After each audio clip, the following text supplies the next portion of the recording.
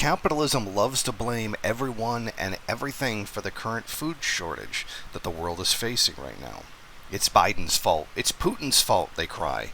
The truth is, there is no one man to blame for this situation. There's only one system that can be blamed: capitalism.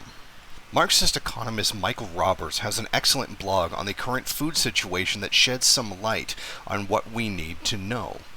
Primarily, it comes down to monopoly capital. Most food distribution in the world is done by only a handful of multinational firms. These firms and their modus operandi were damaged during the Great Recession of 2008 and 9. These companies' direct demand generated the fertilizer supply and dominated much of the arable land. When the Great Recession struck, they lost profits, and so cut back on investment and increased pressure on food producers in the global south. The cracks in these fundamentals of food supply were accompanied by rising oil prices, explosive demand for corn-based biofuels, high shipping costs, financial market speculation, low grain reserves, severe weather disruptions in some major grain producers, and increased protectionist trade policies. This was the food climate in the long depression up to 2019, before the pandemic struck.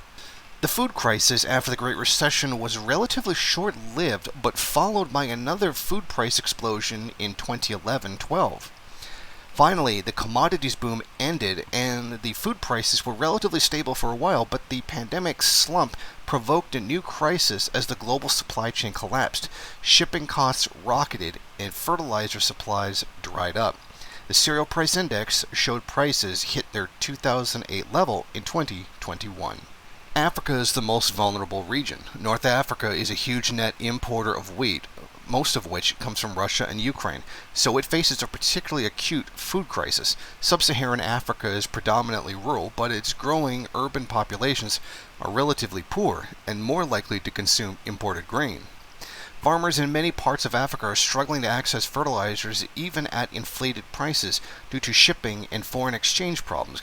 Exorbitantly high costs will erode farmers' profits and could reduce incentives to increase production, dampening the poverty reduction benefits of higher food prices. The Russia-Ukraine war only exacerbated this food security and price disaster. Russia and Ukraine account for more than 30% of global grain exports. Russia alone provides 13% of global fertilizer and 11% of oil exports. And Ukraine supplies half the world's sunflower oil. In combination, this is a huge supply shock to the global food system, and a protracted war in Ukraine and the growing isolation of Russia's economy could keep food, fuel, and fertilizer prices high for years. Millions are being driven towards starvation according to the World Food Program. Those considered undernourished rose by 118 million people in 2020 after remaining largely unchanged for several years. Current estimates now put that number at about 100 million more. The IMF is certainly aware of the situation. Kristina Georgievna says, for several countries, this food crisis comes on top of a debt crisis. Since 2015, the share of low-income countries at or near debt distress has doubled, from 30 to 60%.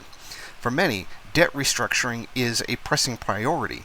We know hunger is the world's greatest solvable problem. A looming crisis is the time to act decisively and solve it. Unfortunately, no one is actually doing this, or anything of any substance. The world needs real action in order to stave off a worsening crisis, one that capitalism seems to have no solution for. I highly advise everyone go to the description and read the full post by Roberts to learn more about the situation. Thank you for watching. If you like this program, then please head over to my Patreon page and set up a monthly donation. It's your donations that keep this program running. Also, if you would like, please rate, comment, subscribe, and share in various social media.